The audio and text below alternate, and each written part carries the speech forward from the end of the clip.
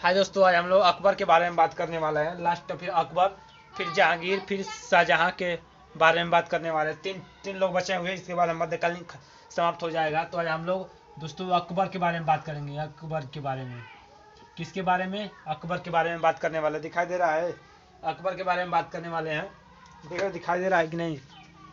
चलिए अकबर के बारे में बात करने वाले हैं। तो दोस्तों अकबर का जन्म कहाँ हुआ था? तो अकबर का जन्म कहाँ हुआ था? अमरकोट। अमरकोट के दरबार में। अमरकोट के राजा थे, अमरकोट के राजा भीरसाल के दरबार में हुआ था दोस्तों अकबर का जो जन्म हुआ था। अकबर का जन्म कहाँ हुआ था? अकबर का जन्म अमरकोट के राजा भीरसाल के महल में हुआ था दोस्तों। कब हुआ था? 1542 ईस्वी में। 1542 ईस्वी में हुआ था। कब हुआ था? अमरकोट के राजा भीरसाल के महल में 1542 ईस्वी में इसका जन्म होता है अकबर का। अकबर के पिता का क्या नाम था? अकबर के पिता का क्या नाम था दोस्तों? तो अकबर के पिता का नाम क्या था? हुमायूं नाम था। क्या नाम था? हुमायूं क्या नाम था? हुमायूं। और इसकी माता क्या नाम था अकबर के दोस्तों? माता का क्या नाम था? अकबर की माता का नाम हमीदा बानो बेगम। क्या नाम था? हमीदा बानो बेगम नाम था। हमीदा बानो बेगम किसका नाम था? अकबर के माता का नाम था।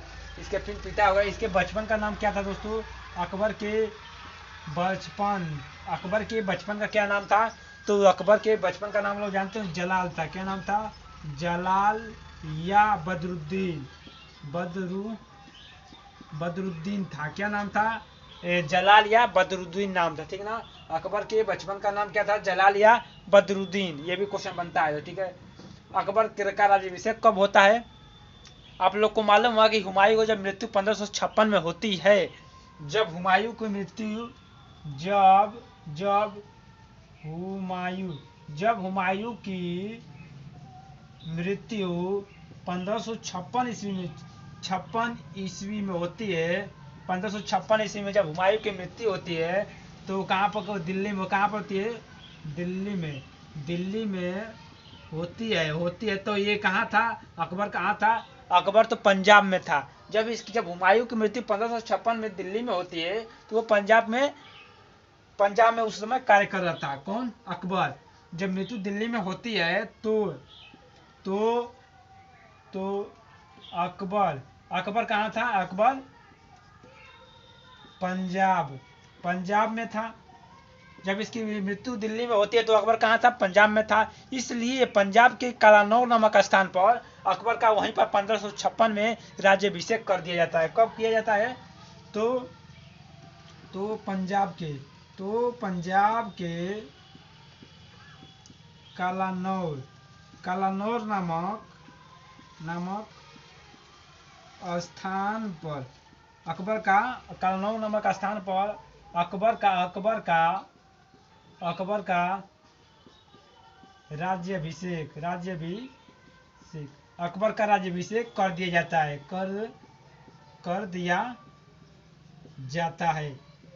कहाँ पर किया जाता है? तो अकबर जब पंजाब में था तो वहीं पे पंजाब में कालानौर नामक स्थान पर इसका राज्याभिषेक कर दिया जाता है। लेकिन दिल्ली में एक और घटना घटित हो जाती है। क्या होता है कि 1556 में ही एक 1556 में ही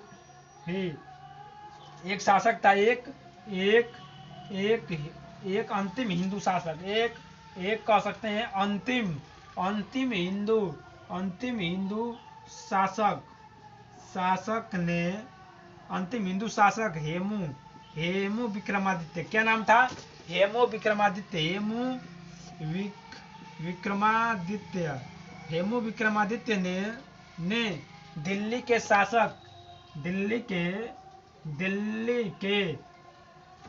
हेमू विक्रमादित्य ने दिल्ली के एक शासक था जिसका क्या नाम? जो कौन था? बाबर, या जो क्या था? जो मुगल शासक था। हाँ, दिल्ली के मुगल शासक था। मुस्लिम शासक था। सर्दी बे खां। क्या नाम था? सर्दी बे खां को पराजित करके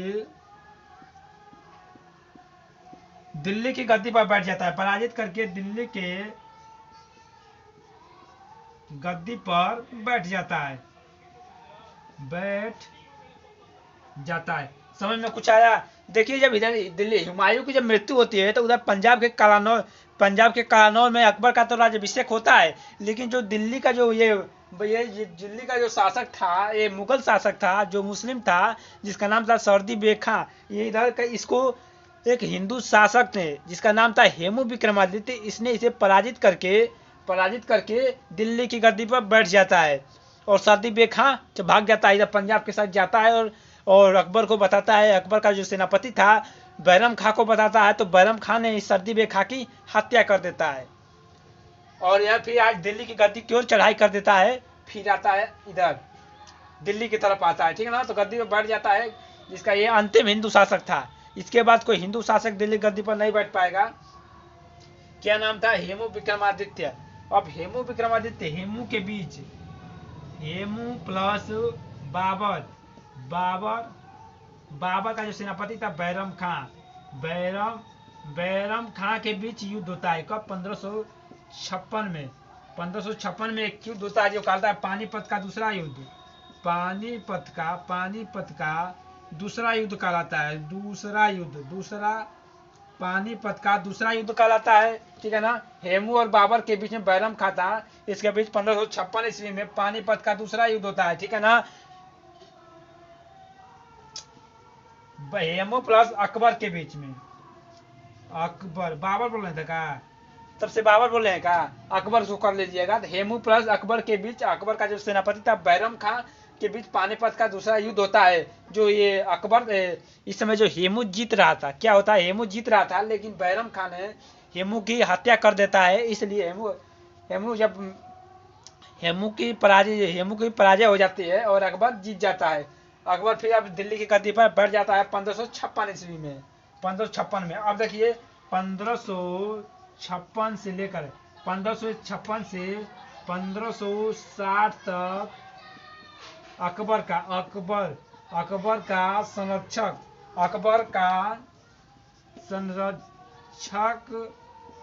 बना रहता है। जो बैरम खां था, 1556 से 1560 तक अकबर का संरक्षक बना रहता है। 1560 तक जो भी कार्य करता है अकबर, वो बैरम खां के ही देखरेख में किया जाता है कार्य। फिर क्या होता है 1560 में, क्या होता है अब थोड़ा देख लिया जाए। 1560 से लेकर के 1560 से लेकर के 1562 तक के काल को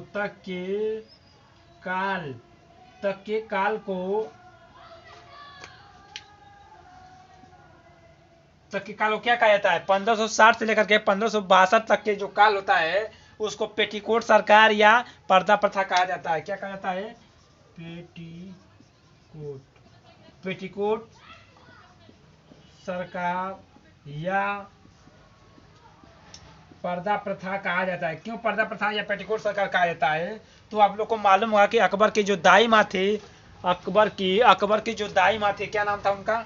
अकबर की दाई माँ जो महामनगा थी, वो 1560 से लेकर के 1562 तक वही सब निर्णय लिया करती थी। जो भी निर्णय लेना था 1560 से लेकर 1562 ईस्वी के काल में, जो भी निर्णय लेना था वो सारा का सारा निर्णय दाई माँ लेती थी। पर्दे के पीछे कहा जाता है कि पर्दे के पीछे कोई निर्णय कोई और ले रहा है और शासन अकबर चला रहा है, इसलिए इस काल को पर्दा प्रथा या क्या कहा जाता है? पर्दा प्रथा कहा जाता है या पेटीकोट सरकार कहा जाता है, ठीक है ना। यहाँ तक हो गया। इसके बाद हम लोग आगे बढ़ते हैं। दाई माँ या पर्दा प्रथा कहा जाता है। तो 1560 से लेकर के आप देखिए 1560 से लेकर के 65 तक के काल को क्या कहा जाता है? पर्दा प्रथा कहा जाता है, ठीक है ना। आप देखिए 62 तक ही क्यों कहा जाता है? क्योंकि इसमें पर्दा प्रथा क्यों कहा? क्योंकि सरकार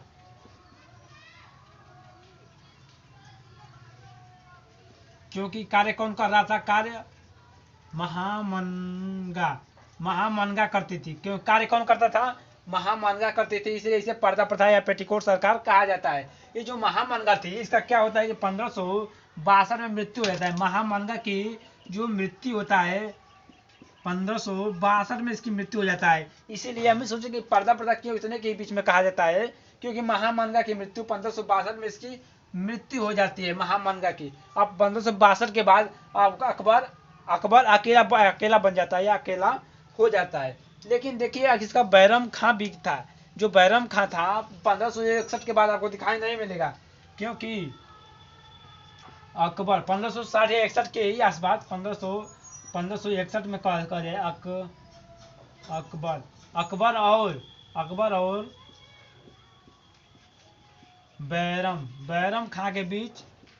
अकबर और बैरम खां के बीच युद्ध हो जाता है। क्या होता है? युद्ध हो जाता है। ठीक ना। देखिए जब महामंगा की बात सुनेंगे तब समझिएगा कि 1562 में इसकी मृत्यु हो जाती है, इसलिए इसका खेला समाप्त हो जाता है। फिर जो बैरम खां था इसका संरक्षक था, उसका वो 1561 में कहाँ चला जाता है? उसे मक्का भेज देता है। अकबर जो था, अकबर इसी महामंगा के आदेश पर कहता है इसे बैरम खां को कि तुम मक्का चले जाओ, लेकिन बीच रास्ते में इसे लोहानी नामक व्यक्ति ने इसकी हत्या कर देते हैं बैरम खां की, एक जानी दुश्मनी को निपटाते हुए। तो 1561 में अकबर और बैरम खां के बीच युद्ध होता है। इसमें क्या होता है? इस युद्ध में ये होता है कि बैरम खां को ये मक्का भेज दिया जाता है। मक्का भेज दिया जाता है। और रास्ते में क्या होता है? मक्का भेज दिया जाता है। रास्ते में बहार खां लोहानी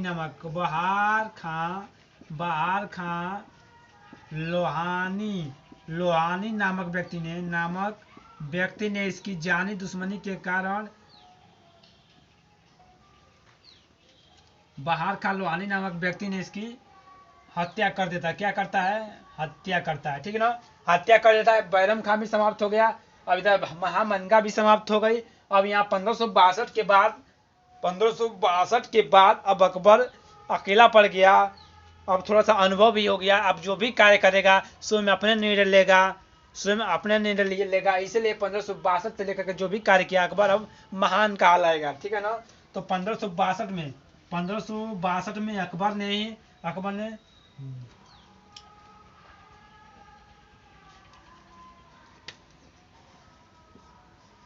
दास प्रथा का अंत किया। ठीक है ना। अकबर ने 1562 ईस्वी में दास प्रथा का अंत किया और 1563 ईस्वी में सती प्रथा का अंत किया। सती प्रथा का अंत कौन किया? अपनी जनता के बीच जो सती प्रथा थी उस सती प्रथा का अंत किया। और दास जो प्रथा चल रही थी, दासों को बनाया जाता था, गुलाम बनाया जाता था, वो भी प्रथा को अंत किया, सती प्रथा का अंत किया। और 1564 में इसने तीर्थ कर और जजिया कर को समाप्त कर दिया। क्या समाप्त कर दिया? इसलिए इसके बाद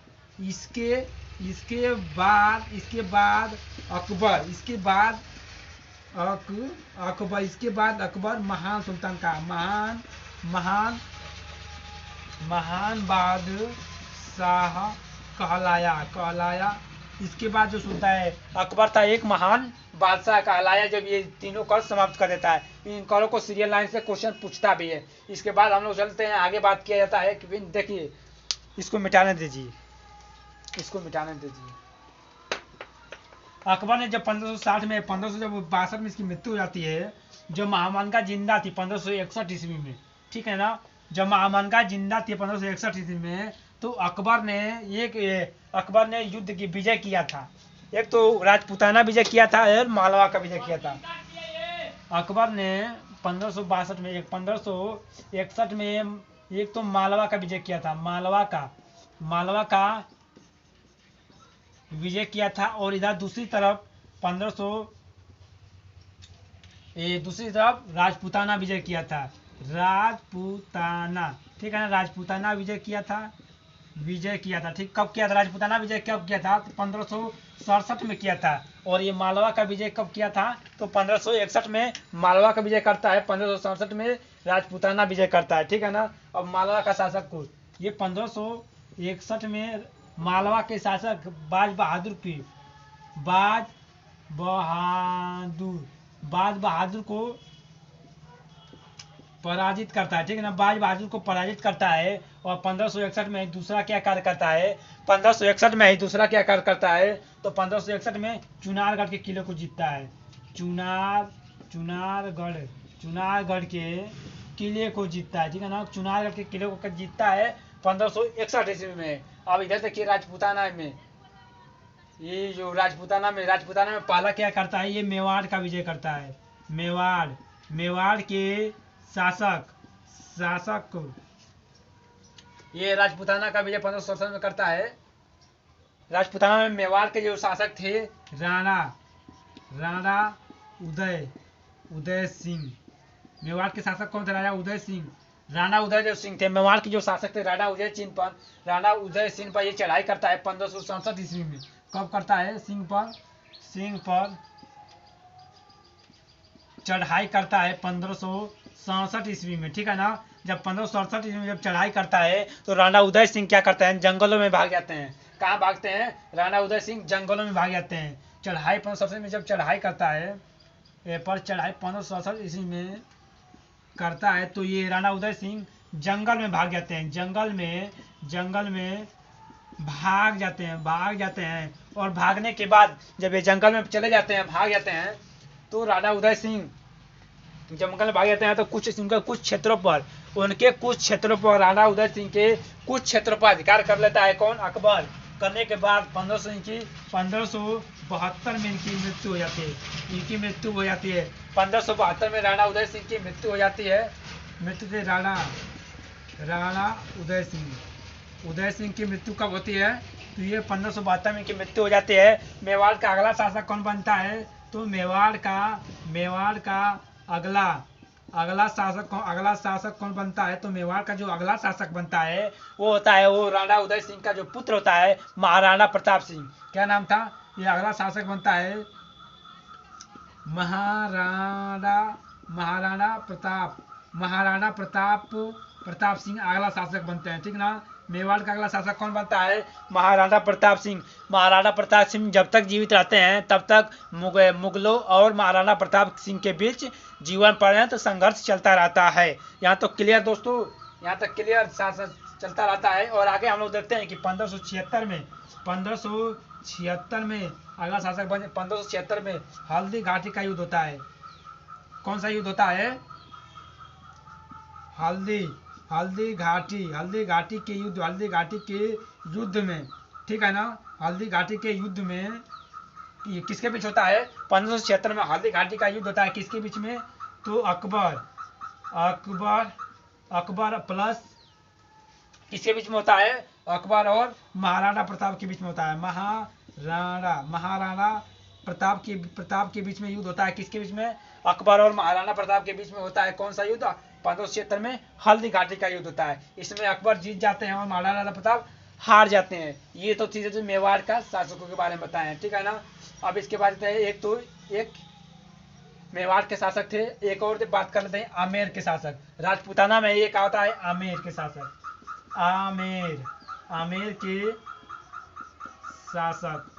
आमेर के शासक थे। क्या नाम था? आमेर के शासक भारमल पर विजय गए। भारमल के साथ गए। जब आमेर के शासक जो अकबर ने भारमल पर जब चढ़ाई किया तो आमेर के जो शासक थे भारमल, इनके साथ संधि कर लेता है। अकबर संधि कर लेता है और इनकी पुत्री और भारमल की जो पुत्री हरखा बाई से विवाह करता है अकबर। विवाह हो जाता है। ठीक ना, हो जाता है। जब आमेर के शासक 1561 में चढ़ाई करता है, 1561 में बात है। ठीक है, 1561 ईस्वी में ही 61-62 के आसपास है। 6162 के आज के पास ये आमेर के शासक भारमल की पुत्री हरखा बाई से विवाह करता है। हरखा बाई को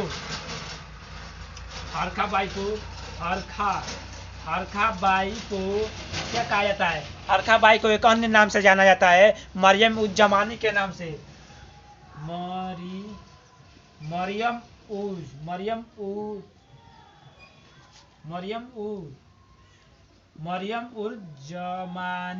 मरियम उज जमानी किसे कहा जाता है? तो हरखा बाई को मरियम उज जमानी के नाम से जाना जाता है, उपाधि इन्हें मिली थी। ठीक है ना, ये तो आमेर के शासक थे। ठीक है ना, अब इधर देखिए मालवा के शासक चुनारगढ़ के किला को जीतता है, बाज बहादुर को पराजित करता है। अब जो साम्राज्य था, अकबर का जो साम्राज्य था दक्षिण भारत में भी फैल गया था, मालवा वाले क्षेत्र में फैल गया था। ये राजपूताना का विजय कर लिया था। अब 1572 में अकबर ने गुजरात अभियान करता है। ठीक है ना, 1572 में अकबर ने गुजरात अभियान करता है। कौन अभियान करता है? 1572 में अकबर ने गुजरात अभियान करता है। और इसी अभियान के दौरान गुजरात अभियान के दौरान इसने पहला समुद्र देखा। क्या देखा? समुद्र देखा। अकबर ने सबसे पहले समुद्र कहाँ किस अभियान के दौरान देखा? तो समुद्र देखा गुजरात अभियान के दौरान। और इसी अभियान के दौरान, दूसरा पॉइंट, इसी अभियान के दौरान गुजरात अभियान के दौरान बुलंद दरवाजा का निर्माण करवाता है। बुलंद दरवाजा का निर्माण कब करता है? तो इसी गुजरात अभियान के दौरान बुलंद दरवाजा का निर्माण कौन करता है? तो अकबर करता है। तीसरा पॉइंट, अकबर ने अब्दुल रहीम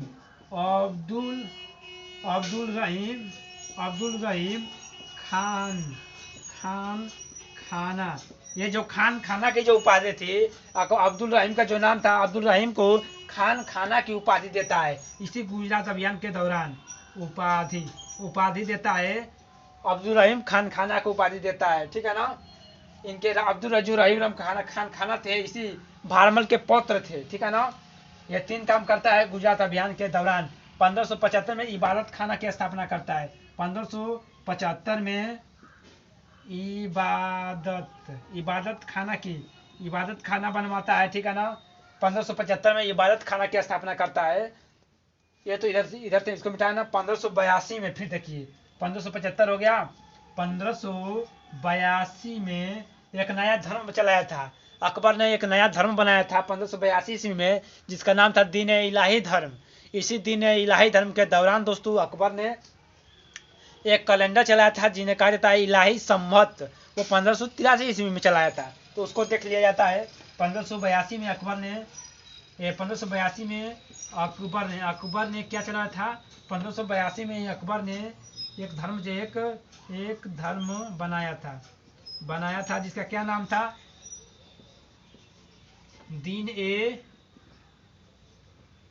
इलाही धर्म था। ठीक है ना, दीन ए इलाही धर्म था दोस्तों। इसी 1583 में 1583 ईस्वी में, ठीक है, 1583 ईस्वी में एक इलाही कैलेंडर चला था। इलाही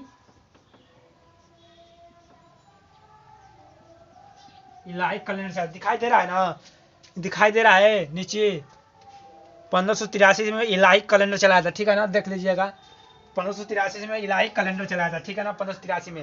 अब आगे बात करते हैं दोस्तों अकबर के बारे में। इलाही कैलेंडर चलाया था 1583 के बाद। अब 1591 पे आ जाते हैं। ठीक है ना, 1591 इसमें अकबर क्या करता है?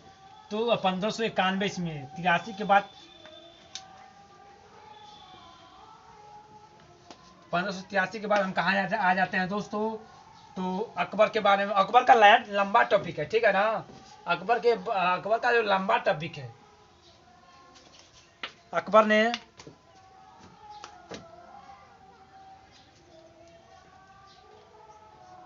1591 ईस्वी में अकबर ने खान देश पर विजय प्राप्त करता है। ठीक है ना, 1591 में अकबर ने खान देश पर चढ़ाई करता है और वहां पर विजय प्राप्त करता है। खान देश का जो शासक था कौन था? मुजफ्फर खां था। क्या नाम था? मुजफ्फर खां को ये पराजित करता है, ठीक है ना। ये 1591 ईस्वी में अकबर ने खान देश पर विजय प्राप्त करता है, वहाँ के शासक मुजफ्फर खां को पराजित करता है 91 में। अकबर ने 1601 ईस्वी में 1601 ईस्वी में अकबर का जो अंतिम अभियान था 1601 वाला 1 ईस्वी में था, असीरगढ़ के किले पर विजय प्राप्त किया था।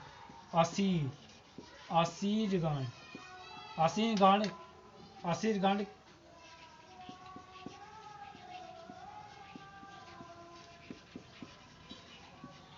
विजय, ठीक है ना।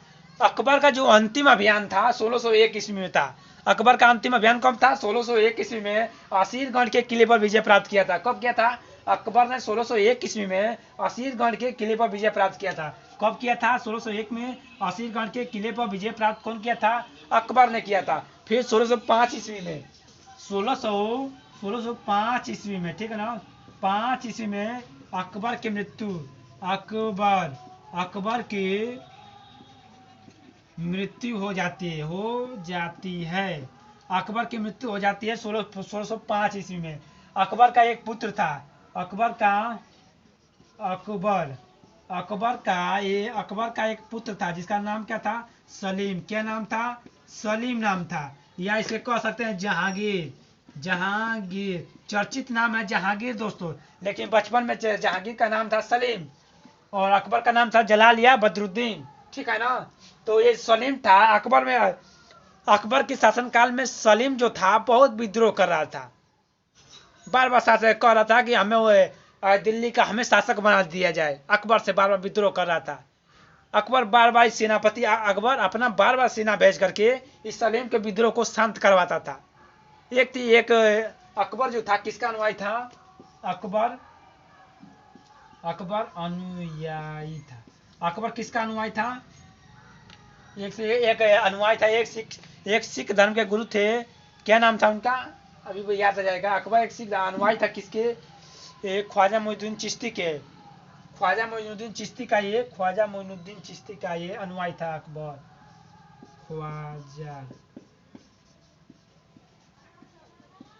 ख्वाजा मोइनुद्दीन, ये जो अकबर था ख्वाजा मोइनुद्दीन चिश्ती का अनुयायी था, ठीक है ना। देख लीजिए, यहाँ पर देख लीजिएगा, अकबर जो था ख्वाजा मोइनुद्दीन चिश्ती का अनुयायी था। सलीम अली किसका अनुयायी था? अकबर जो था, देख ले, थोड़ा सा रुक जाइए तो गड़बड़ हो जाएगा, पूरा वीडियो खराब हो जाएगा ना। अकबर किसका अनुयायी था?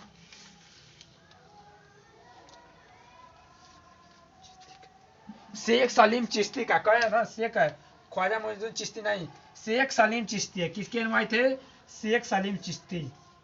शेख सलीम चिश्ती का अनुयायी था। जो अकबर था किसका अनुयायी था दोस्तों? तो अकबर शेख सलीम चिश्ती का अनुयायी था, ठीक है ना।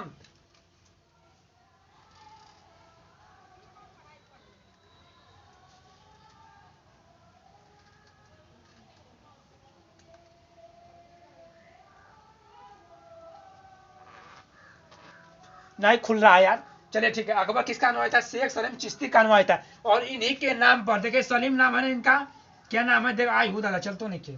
शेख सलीम चिश्ती के इन्हीं के नाम पर अपने पुत्र का नाम अकबर ने रखा था सलीम। देखिए, इन्हीं के नाम पर बहुत बड़ा इनका अनुयायी था अकबर इनका बहुत बड़ा अनुयायी था। शेख सलीम का उन्हीं के नाम पर अपने पुत्र का नाम सलीम रखा था। लेकिन सलीम अपने अकबर के शासनकाल में बदमाशी बहुत किया था। अकबर बदमाशी बहुत किया था, ठीक है ना, अपने सलीम के काल में। चले, ये किसका अनुयायी था? ये उनका अनुयायी था। चले ना आगे बढ़े, तो इनके नाम पर बढ़ता अकबर। देखिए, एक जो सिखों के गुरु थे, सिखों के एक गुरु कौन थे? तो सिखों के एक गुरु थे जिनका नाम था अर्जुन देव। अर्जुन जी के साथ मिलकर के बार बार ये सलीम क्या करता था? विद्रोह करता था, ठीक है ना, विद्रोह करता था। तो ये विद्रोह अर्जुन सलीम को, तो अकबर ने नहीं, ठीक है, यहाँ तक तो ठीक है ना, यहाँ तक ठीक है। आगे बोलेंगे तो गलत हो जाएगा, ठीक है, यहाँ तक चलिए, आगे नहीं बोलेंगे। अब इसके बाद अकबर के नवरत्न कवियों के बारे में देख रहे हैं। अकबर के नवरत्न कवि, ठीक है ना, अकबर के नवरत्न कवियों के बारे में लास्ट टॉपिक चल रहा है। अकबर के नवरत्न कवि, ठीक है ना, नवरत्न अकबर के नवरत्न कवि। और इधर देख लें अकबर ने क्या क्या बनवाया था। तो अकबर ने क्या क्या बनवाया था इसके बारे में थोड़ा देख लें। अकबर ने क्या क्या बनवाया था। अकबर ने आगरा का किला बनवाया था। क्या बनवाया था अकबर ने। आगरा का किला, लाहौर का किला बनवाया था। फिर इलाहाबाद का किला बनाया था, या प्रयाग का किला कह सकते हैं। प्रयाग का किला बनवाया था। इबादत खाना बनवाया था। अकबर ने चलने लगा दोस्तों। अकबर ने इबादत खाना बनवाया था, ठीक है ना। आगरा का किला, इबादत खाना बनाया था। पंचमहल बनवाया था। पंचमहल बनवाया था। क्या बनवाया था। पंचमहल बनवाया था। इबादत खाना, पंचमहल। ये फतेहपुर सीकरी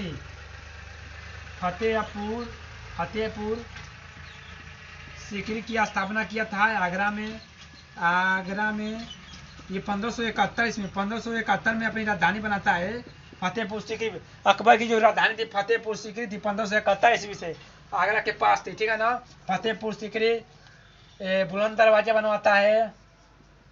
बुलंद दरवाजा क्या बनवाता है। बुलंद दरवाजा। फतेहपुर सीकरी की स्थापना करता है। पंचमहल, इबादत खाना बनाता है। प्रयाग का जो किला होता है, प्रयागराज का किला, इलाहाबाद का किला बनाता है। बुलंद दरवाजा, फतेहपुर सीकरी का। अब तक कुछ नहीं बच रहा है ना। हाँ, हुमायूं का मकबरा भी बनवाया था। हुमायूं का मकबरा भी बनाया, ठीक है ना। अब अगले हम लोग बात करते हैं नवरत्न कवि। तो पहले अकबर के दरबार में नौ विद्वान रहा करते थे। अकबर के दरबार में 9 विद्वान रहा करते थे, जिनका नाम था नवरत्न कवि। उनको नवरत्न कवि कहा जाता था, ठीक है ना। 9 कवियों का समूह था। तो पहले कौन थे। बीरबल। दोस्तों जो दीन ए इलाही जो धर्म था, दीन ए इलाही धर्म को अपनाने वाला सबसे जो पहला जो हिंदू था वो बीरबल था। कौन था। बीरबल था, ठीक है ना। तो बीरबल। फिर दूसरा कौन शासक था बीरबल के बाद। अबुल फजल। क्या नाम था। अबुल फजल। तीसरा कौन था दोस्तों। अबुल फजल के बाद तीसरा कौन था। फैजी। चौथा कौन था। तानसेन। पांचवा कौन था। मान सिंह। पांचवा कौन था। मान सिंह। फैजी, तानसेन, मान सिंह। छठवां कौन था। टोडरमल। छठवां कौन था। टोडरमल। सातवां कौन था। टोडरमल के बाद अब्दुल रहीम खान खाना। अब्दुल रहीम खान खाना था, ठीक है ना। अब्दुल रहीम खान खाना। तानसेन लिखे हैं। अब्दुल रहीम खान खाना। अब्दुल रज्जाक। क्या नाम था। एक था। 8वां कौन थे। अब्दुल रज्जाक थे क्या। 8वां कौन था। 8वां और 9वां 2 लोग थे। और सोचिए जल्दी सोचिए। अब्दुल रहीम खान खाना और 2 लोग याद थे यार। चलिए यार देख लीजिए, 9 लोगों को देख लीजिएगा। एक लोग और मालूम चल जाता तो एक ऑप्शन से काट देते हैं। एक लोग और कौन था। अब्दुल, ये कोई मुस्लिम था यार। अब अरब का था। एक था दोस्तों अरब का कवि था, ठीक है ना। अरब का कवि था, इसी का नाम नहीं याद रहा। अरब का कवि था, 2 अक्षर में उसका नाम है अब्दुल। हुक्का नाम है क्या उसका, देख लीजिएगा, ठीक है ना। ये अकबर के नवरत्न कवि के बारे में। ये उसके बाद ये स्थापत्य कला के बारे में इसके बताए हैं, ठीक है ना। अकबर का ये टॉपिक था दोस्तों। बताइए कैसा लगा, ठीक है ना। चलते हैं दोस्तों।